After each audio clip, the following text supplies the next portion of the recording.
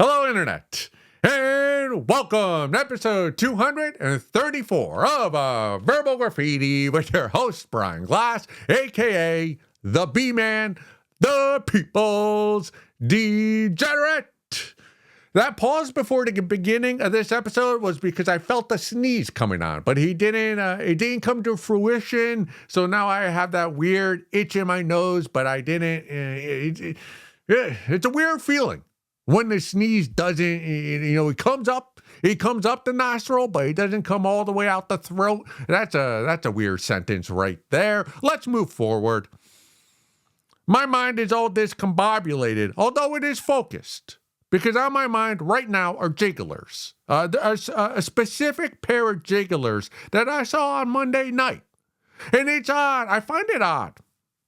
Not odd, actually. I've done some thinking prior to this episode. It's occurred to me that if anybody I know, friends, comedians, anyone who sees me in their life regularly, if any of them watch this podcast, and not just this one, but any prior episode, I talk a lot about my friends and my fellow comedians that are here in Connecticut and New England area.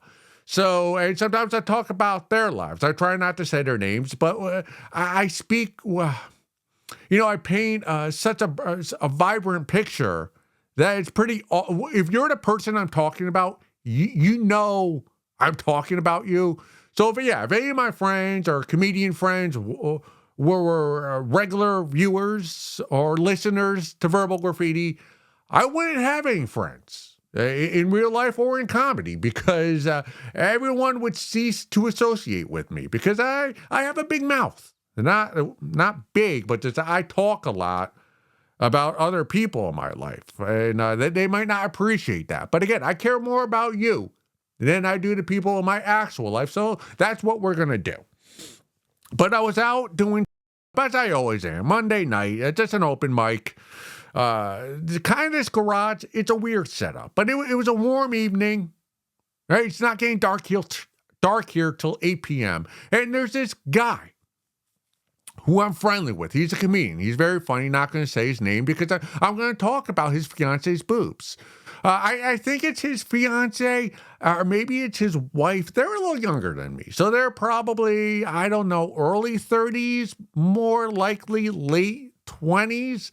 I'm not sure if they're married or they're engaged. It doesn't really matter. What matters, let's just call it the fiance. His fiance's boobs are fantastic. Now, I've always known she's had nice boobs, but it was never verified. Right?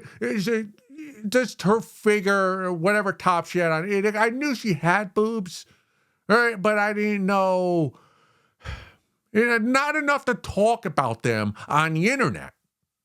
But then Monday night, she was wearing a sundress, I think with a hoodie or like a light jacket over it. And it was a low-cut sundress. It was sunny out that day. And I'm pretty sure she didn't have a bra on. Now, we've spoken. We've been friendly. We've had conversations, but nothing in depth over the years or over the past year or two since I've known these two jigglers and people. But we ended up talking after the mic, and we had a great conversation, and it was so funny because we're talking about reality shows and the OC, which are two topics I love to talk about. Any reality show on Bravo, I could talk about. The B-Man, I could talk your ear off about Summer House. But I'm making such intense eye contact with her that I was getting in my head that she thought I was trying to flirt with her with my intense eye contact, but I wasn't trying to flirt with her because I know her fiance or her husband. Like, I'm friendly with him, and I'm not that kind of guy. Right? I might be enamored with their jigglers, but if you're with a guy I know, like, I ain't gonna fuck with that. The B-Man doesn't do that. So, but again, I was making such eye contact with her, and I noticed the pupils of her eyes were really wide, really dilated, which is a telltale sign that the babe is interested in you. Now, I'm not saying she was physically attracted to me in that moment, but it was a clear indication that she was enjoying the conversation that she and I were having together. So I wasn't trying to get out of the conversation, but I was making this intense eye contact. And the only reason why I was doing that, because I did not want to get caught looking at her jigglers. Now, if she had called me out for it, I would have been okay. You caught me. Like, you're not wearing a bra. You're showing a lot of cleavage right now. You got nice jigglers. I'm the B-man. What do you expect? And there have been times in the past, in my past, where babes have said to me, like, can you stop staring at my boobs? And my response is always, no, I can't. Like, your boobs are spectacular. I can't look away. I know it might make you uneasy, and I promise you I'm not going to reach out and violate your personal space, but I can't stop leering at your chest. But I was doing it, but this particular night, Monday, a couple nights ago, her fiance was like right next to us having a conversation with another comic. So again, I didn't want to be... And I didn't want to cause any drama. I don't think it would have if she had called me out for it. But also I wanted to respect their relationship. So I was trying to keep my eyes on her. But I cannot stop thinking about this babe's jigglers. They're fantastic. They might be. I'm not going to, listen, I'm not going to say they're Ella Knox. I'm not going to say it's top shelf jiggler. But I will say, in real life, there's probably some of the best cleavage I've seen in a long time. And I've given them a lot of thought the past 48 hours. And I've come to the conclusion that late 20s, early 30s, those are the best boobs that you can order. If you're the type of person to order boobs. And the reason why is because as an elderly statesman, when you see jigglers of someone who is barely legal or up to their mid-20s, they're so firm, they're so perky that you're almost, it doesn't make sense to me. And they're almost, although I love that new car smell, or you get the new iPhone and you peel the seal, I love the newness of it. Those are boobs that I like my boobs a bit seasoned. I like them to sag just a little bit. I like to know that those boobs have lived a life, that they've been through some altercations, that they've been fondled, right? That they've walked the walk, right? That they're veterans. I like boobs that have experience. And when I see super perky 21, Arizona State University OF babe, I see those jigglers. Yeah. Like, they're nice to look at, but really, if you slap a 21-year-old boob and it goes right back to place, there's no jiggle, there's no having to form back into its natural location after you slap it, right? You just slap it and it's just instant. It barely even jiggles at all because they're so firm and perky. Although I admire those tits, those jigglers, those aren't the ones that I yearn for to play with, and that was my big takeaway. In the moment, having the conversation with this babe, Monday night, all I could think about when we were having the conversation was, don't get caught staring at her cleavage, which I did stare at her. I'm the B-man. I'm going to take a sneak peek, and that peek's going to be more than a sneak. But that was number one, was don't gawk at her cleavage like every other guy in this bar is doing and make her feel uncomfortable. And two was, while we were talking, I just want to play with your boobs. I want to play with your boobs. And looking back on that conversation or that night when we were all together doing stand-up, I've been thinking, hey, how do I go about doing that? Because I cannot get over this babe's jigglers until I make that proposal to her or her boyfriend, husband, fiance guy. Hey, I want to ask her fiance, who's a comedian friend of mine, can I play with your wife's boobs? And that's all I want to do.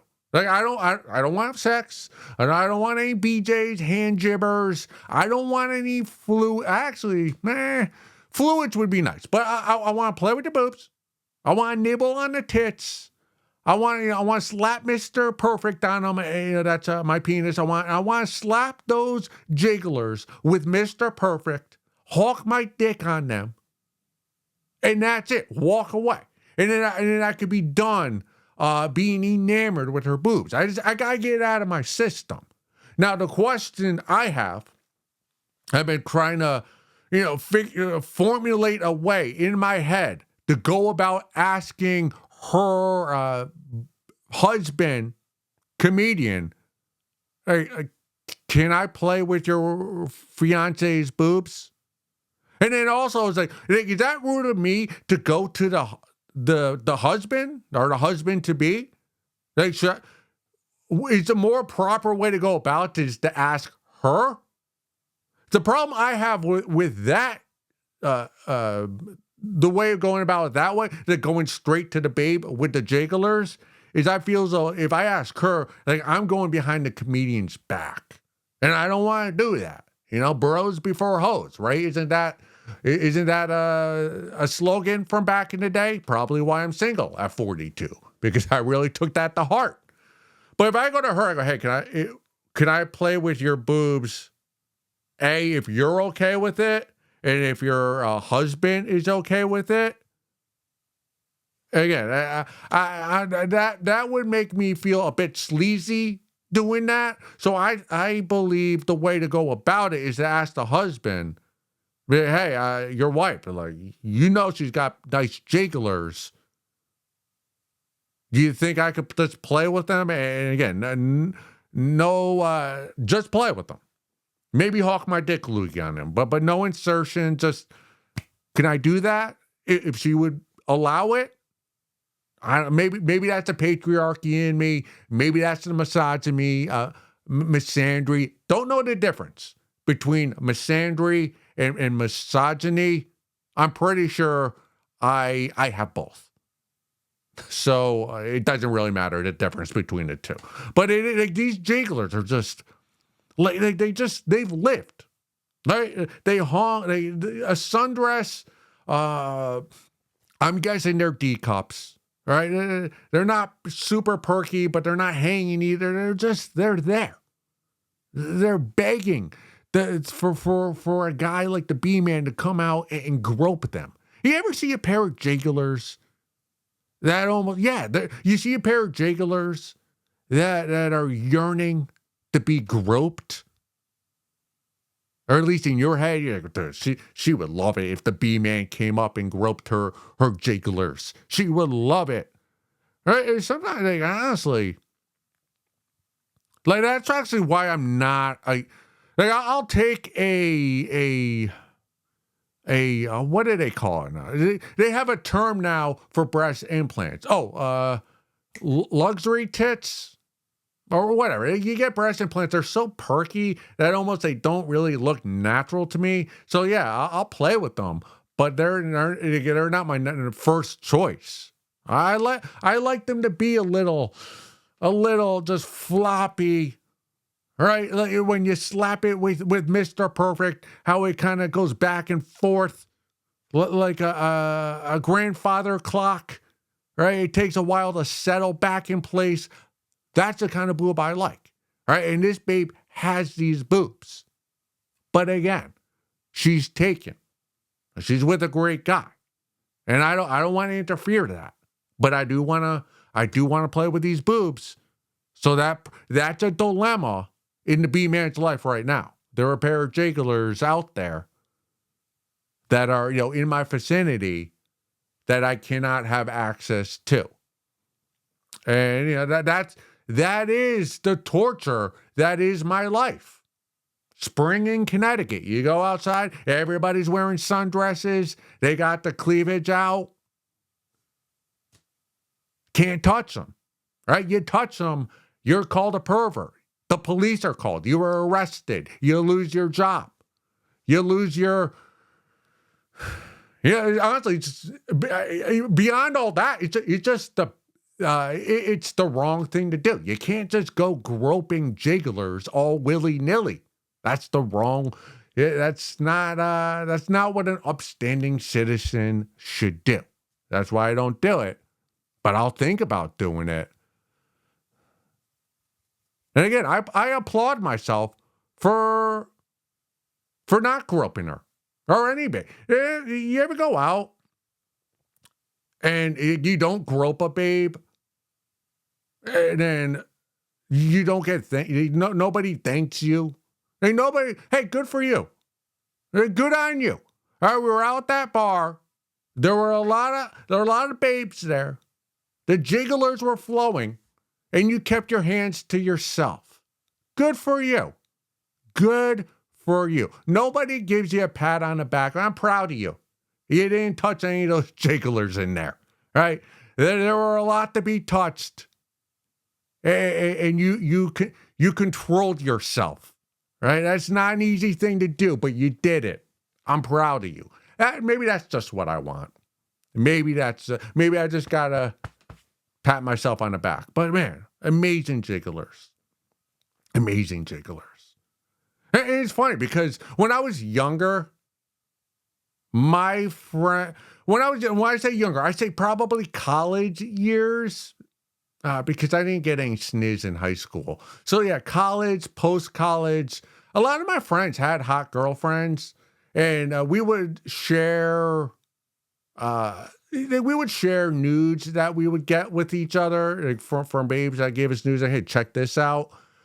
But now in my older year, the only guy I have is Burger, who I think he's in his late 20s, and he does pretty good on Hinge. So anytime he gets a freaky photo, he'll show me if I ask him. But I'm at an age now where it's really hard to ask a friend of yours to play with his wife's jigglers or his girlfriend's jigglers. You could do that. Like, I had friends in my 20s who it never happened, but they told me, yeah, like if my girl was down with it, I'd let the B-man fuck her. I'd let you fuck her, and those opportunities, those permission slips don't happen anymore. Similar to the navel ring, like the belly button ring, whatever. Like once babes hit like 32, I guess there's some type of law that you're not allowed to have a belly button ring anymore. So if you're younger and you're out and you're seeing babes with belly button rings, like enjoy those, because there is an age where women are not allowed to have those anymore. Man. Huh? I don't know. It's just, man. It's honestly, like, I see it, not college, that's kind of perverted, but you see like a 23-year-old. So she could have the best boobs in the world. Just, they're knocking her chin out. They're that perky and that they rise up that high. But give me some boobs that have done a few tours in the Mideast. Yeah? So, some boobs that have been violated, right? Some boobs that when they get bruises on them, it takes a while for those bruises to heal. I don't want new boobs, right out of the pack. You seen sunshine for the first time.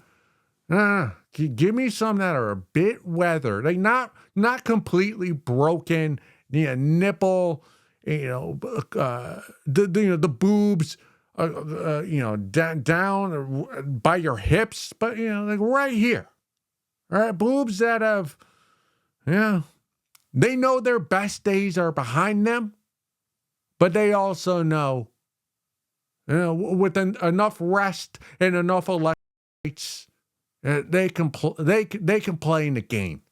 That's the type of boob I need. The boobs, the jigglers that need a full night's rest. Yeah. Yeah. Yeah. But to my friend, comedian friend who has his fiance, good for you. Good for you. I know I'm making fun of this right now. And actually, it's like, we never actually talked about who. So, what is the proper way for me to go about asking this babe? What's the best way for me to go about possibly fondling these jigglers that I'm so fond of? I guess this is why most people cheat. Because there is no way of going about asking a married couple, like, hey, can I play with your wife's boobs?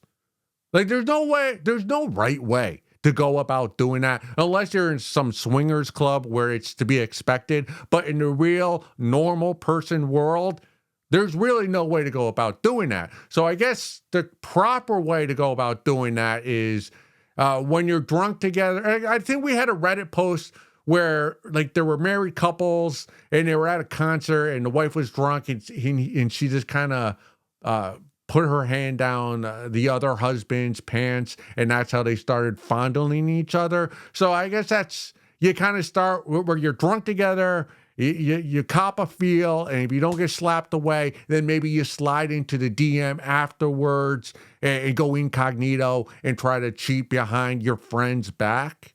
That's not me. That's probably why most people cheat, because that's the easier way to go about fondling boobs of someone whose boobs are taken. But that's not me. I'm honorable. In fact, I'll tell you a story. Couple years ago, I was out drinking. We were doing stand-up show, great show. Afterwards, there was a married couple. They were freaky. I think they did cocaine. They asked me if I wanted to do cocaine with them, like, multiple times, and I got the husband's phone number, and I was like, "You guys are pretty fun. Like, I do stand-up in Connecticut a lot, so hit me up. Like, come see some of my shows." And he did hit me up, and we started talking, and there was a second time I went out with him and his wife, same thing. They were drinking. I think they might have done some coke. As you know, I don't do cocaine yet. But then at some point in the conversation, he started talking about, like being swingers. So I was like, all right, you're about that lifestyle. And then the following weekend, I text him. The husband, I text him almost verbatim. I don't know exactly what I said, but I'm paraphrasing here. But I text him, hey, it's the B-Man from the last couple weekends. Can I have sex with your wife? I texted that to him very directly. And then he kind of laughed at me, like, the laugh emojis. But he wasn't upset. His response to me was, well, what are you going to do for me? And I go, well, what do you mean? He goes, well, do you have a babe? Or he didn't say babe. He said, do you have a girl that you can swap, to give me? And I said, well, no. like if I had a babe, I wouldn't be asking for your wife's sniz. I have no sniz. I find your wife somewhat attractive. So can I have a shot at her sniz? But he was like, well, I would let you get with my wife if my wife's up for it, but you need to give me a sniz in return. So we kind of got in this back and forth via text. And I told him, like, listen, I don't have any sniz to offer you. What now? And he said, well, no, you're not going to fuck my wife if you're not bringing somebody to the party for me to fuck. And then I told him, or I think this was a couple years ago, but I probably believe I told him, I go, yeah, you're right. Like that's a fair stance to take. And unfortunately, I don't have a sniz to offer, so I guess this swap is not going to happen. So I never got with the wife, right? And so, but I put it out there. I tried. I don't think most guys do that. Like, even if you know a babe or a couple might be swingers, I don't think most guys are just going to outwardly say or text or message a husband, hey, can I feel up your wife? What do you think about that? Again, most guys, most babes who are trying to get the dick, they try to get drunk and go behind each other's backs to get that. Not me. The B-Man, I'm honorable. I'll ask you to your face. Or I'll come on YouTube, episode 234 of Verbal Graffiti, and talk about your wife's boobs and how spectacular they are. They're in a sweet spot, the sweet age. They've lived a life, but they're not jaded yet. Right? They still have a little bit of hope left that things can turn out all right. I'll talk about those boobs for 25 minutes on my podcast. But again, to my comedian friend and his fiance, congratulations.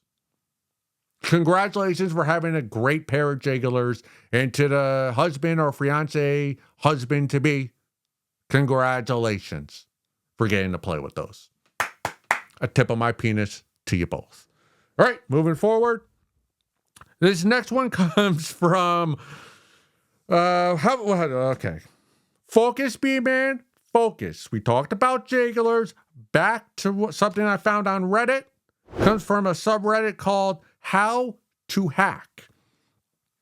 How do I get started with ethical hacking?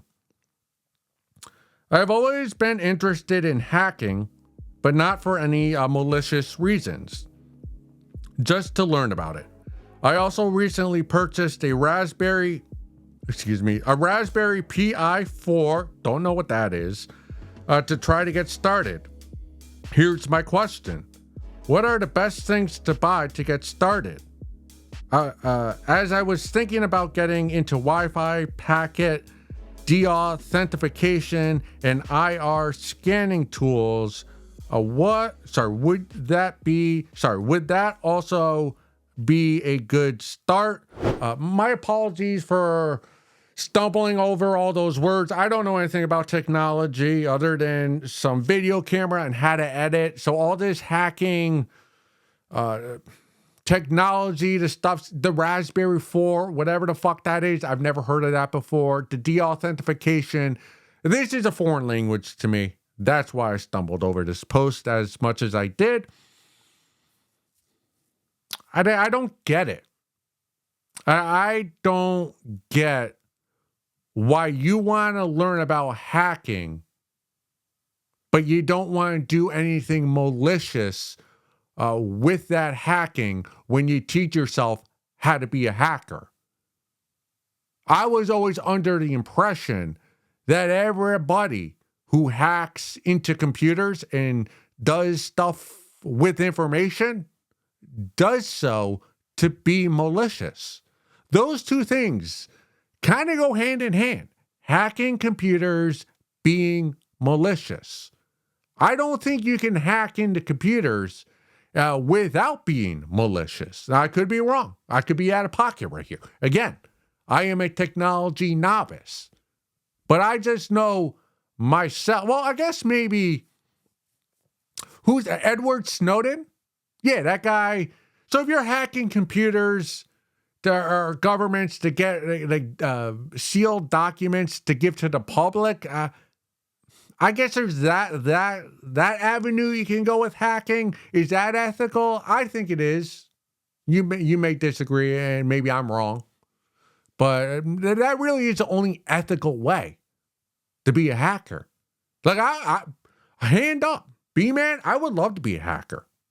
I would love to have the intellect to learn how to hack a computer and use it to my advantage or to your advantage for a hefty fee. That's why you get into hacking. Like, honestly, if you're talking about getting into hacking computers and learn how to do so, but you don't really want to do anything with that skill set other than just knowing how to do it, just scratch that computer nerd itch that you have and make a video game. Because learning how to hack without stealing other people's information, that's a waste of a skill. You're wasting your brain you're wasting your time, you're wasting your money, your resources that you're spending on all these tools, for all this, all this technology that you need to actually hack. Like, you're wasting your money. You spend all that money to learn how to have the ability to hack so that you can go into other people's computer, hack their money, their identities, to recoup the money you needed to hack in the first place, and then, build some money on top of that. So you earn a profit. Because I'm telling you right now, I would love to hack a computer. I'm not smart enough, though. I'm a dumb. I'm a lollipop when it comes to technology. But if I had the intellect, if I had the IQ, if I had the chutzpah to get into computer hacking, you're damn right. The B-man, I'd be stealing everybody's information. And I'd give it out to everybody. Right? I would not keep this to myself. Whether it's JP Morgan, Bank of America, the babes on OnlyFans, cryptocurrency, governments, the nuclear codes, whatever it is, I'd hack it and I'd give it away on X for free. Like, I go into Bank of America, I find their password. All right, I hack into their security system. I find the password that gives out all their money. I'd put it on X for all of you to have, and we'd ransack their vault at Bank of America, and we bankrupt that bank. All right, same thing with the nuclear codes. All right, go in the U.S., China, Russia, I steal nuclear codes. Here you go. What city do you have a grudge against? What group of people do you have a grudge against? Here's the code. Go nuke them. All right? I'd be an agent of chaos. So you should be thankful I'm a dum-dum, that I do not have an IQ able to do so. Because if I could understand computer language and how to hack computers, dude, I'd be going into our government files, and I'd be finding out everything, every conspiracy theory that I've ever thought about. I'd get the answer to, and I'd give out those sealed documents unredacted, right? Whether it's a JFK assassination, whoever else was, we'd find out all the babes who were not just Monica Lewinsky, but all the babes Bill Clinton was getting with in the Oval Office, what really went down during 9/11, the Las Vegas shooting of 2017, aliens, UFOs, anything you want to know about, hey, whatever classified document, moon landing, here you go. Unredacted, go read. I'm not going to read the files, but I'll give them to you to read. And also, that's another thing. I also believe I actually believe we did not land on the moon. I know I'll try to tie it all together. But the big argument against the conspiracy theorists that say we didn't land on the moon is, well, how can that many people keep that secret, that we didn't actually land on the moon? Well, I have a rebuttal now for your rebuttal. And my rebuttal is, well, look at the Epstein emails. Look at how many of those documents are redacted. You think it was only one person redacting those emails? No, there are probably hundreds. There might be thousands of aides, Congress members, security, celebrities, politicians who read those documents, said, no, that needs to be redacted, and everyone's keeping their mouth shut. So maybe it's not that hard to keep a secret. Again, so, all right. But that's just a long way of me saying, like, listen, anything I was interested in, I'd be hacking, and I would not be keeping my mouth shut. All right? So, hey, whatever babe who has an OnlyFans account that you fancy, I'd go into her OnlyFans, find out her code so that you don't have to subscribe to her. You get it for free. You have an ex, you have a family member, a business partner who wronged you.